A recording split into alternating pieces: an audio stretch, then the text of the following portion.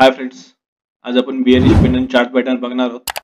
Bearish pendant chart pattern म्हणजे काय, bearish pendant chart पॅटर्नचं formation कसं होतं आणि बिअरिश पेंडंट हे चार्टवर बनल्यानंतर आपण ट्रेडमध्ये एंटर एक्झिट कसे करतो, आज आपण या व्हिडिओमध्ये बघणार आहोत.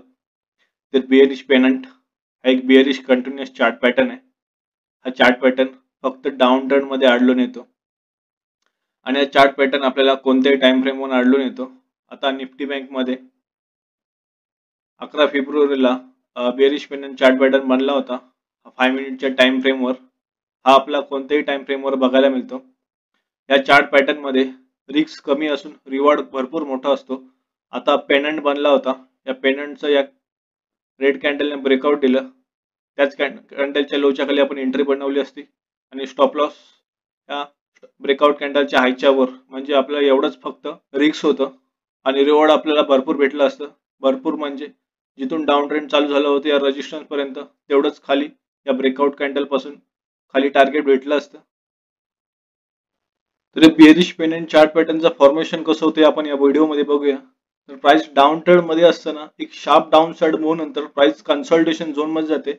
हे डाऊन ट्रेंड चालू होतं, या डाऊन ट्रेंड मध्ये प्राइस कन्सोलिडेशन झोन मध्ये गेली. या डाऊन साइड मूव्हला आपण पोल असे म्हणतो. इथे डाऊन ट्रेंड चालू होतं, तर आपण त्याला डाऊन ट्रेंड नाव दिलंय, कारण ज्या सेलर्सने वरून पुट ऑप्शन बाय केला असतो निफ्टी बँकमध्ये किंवा निफ्टीमध्ये, ते आपलं प्रॉफिट बुकिंग करत असतात. आणि प्रॉफिट बुकिंग करून आता ही सायकोलॉजी लेवल आहे 49,500 ची. या लेवलला ज्या लोकांनी वरून पुट ऑप्शन बाय केलं होतं ते त्यांचं प्रॉफिट बुकिंग करत होते आणि प्राइस कन्सोलिडेशन झोन मध्ये गेली आणि तिथे पेंडंट चार्ट पॅटर्न तयार झालं. या पेंडंट चार्ट पॅटर्नचं एक कन्सोलिडेशन हे खूप छोटं असतं, त्यामुळे जे याच्यात म्हणजे जी रिस्क इन्व्हॉल्ड असते ती खूप कमी असते आणि रिवॉर्ड हा भरपूर मोठा असतो. या बिअरिश चार्ट पॅटर्न मध्ये प्राइस पेंडंटच्या आकारात कन्सोलिडेट होते.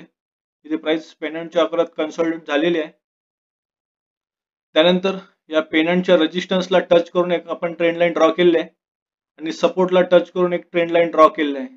आणि या दोन्ही ट्रेंड लाईन या पेंडंटच्या आकारात असाव्यात आणि एकमेकांना एकत्रित झालेल्या असाव्यात. आता इथे पेंडंट तयार झालाय, आपण नाव देऊ रेजिस्टन्स ट्रेंड लाईनचं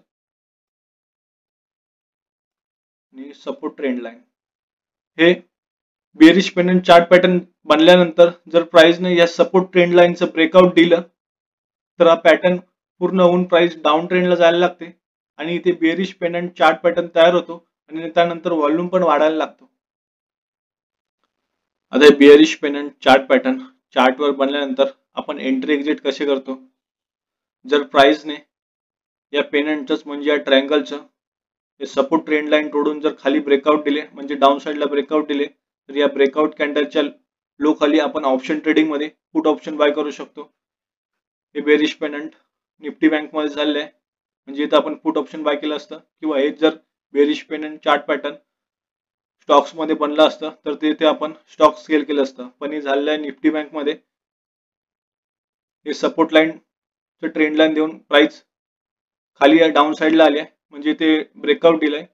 या ब्रेकआउट कॅन्डलच्या लोच्या खाली आपण ऑप्शन ट्रेडिंग मध्ये पुट ऑप्शन बाय केलं असतं, म्हणजे या कॅन्डलवर आपली एंट्री बनली असती आणि स्टॉप लॉस या ब्रेकआउट कॅन्डलच्या हायच्यावर हा स्टॉप लॉस, ही आपली ब्रेकआउट कॅन्डल.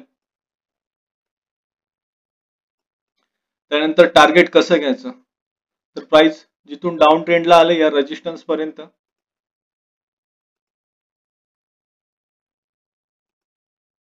तेवढंच टार्गेट या ब्रेकआउट कॅन्डलच्या लो पासून खाली घ्यायचं. इथे डाऊन ट्रेंड चालू झालं होतं आणि इथून आपण शॉर्ट पोझिशन लावली असती.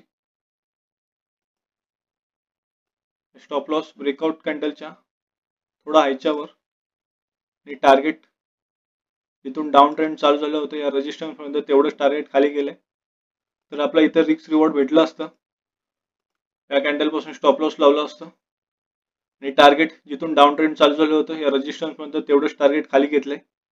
रिस्क रिवॉर्ड रेशो असतं आपलं 3.38चं.